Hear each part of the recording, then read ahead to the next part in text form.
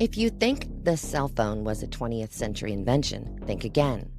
Because in the 1800s, long before wireless towers or satellites, there was a strange little device that let people talk across long distances without a single drop of electricity. It was called the acoustic telegraph, although today we might jokingly call it the Victorian cell phone. The story begins in the 1860s, a time when communication was changing the world. The telegraph had already made it possible to send messages across continents, but it was still limited. You had to use Morse code. Voice?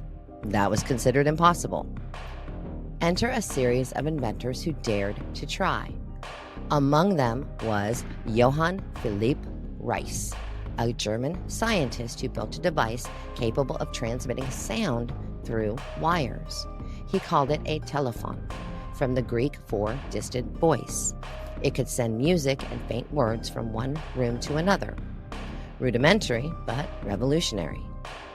Then came Elisha Gray and a Scottish-born teacher named Alexander Graham Bell, both experimenting with ways to transmit the human voice.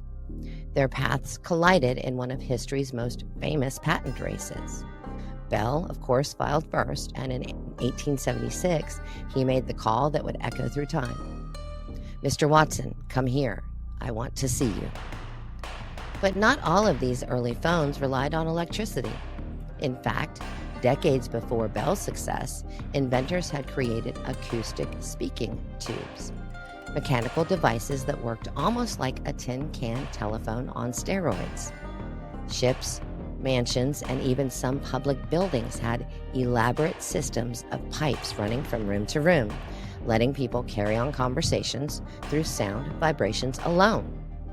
Some versions were portable, small wooden boxes connected by taut wire stretching hundreds of feet. Soldiers and miners used them to communicate through walls, tunnels, and trenches. In a world without radio, they were the closest thing to a cell phone humanity had ever known. The concept of voice traveling invisibly from one place to another captured the imagination. Newspapers called it magic, and spiritualists believed the telephone might one day connect the living to the dead. So while we think of cell phones as a modern miracle, its roots stretch deep into the 19th century, when dreamers, tinkerers, and scientists first tried to bridge the space between voices. They didn't call it wireless, but in spirit it was. Because even in the 1800s, people were already chasing the same dream we have today: to be heard, no matter how far away we are.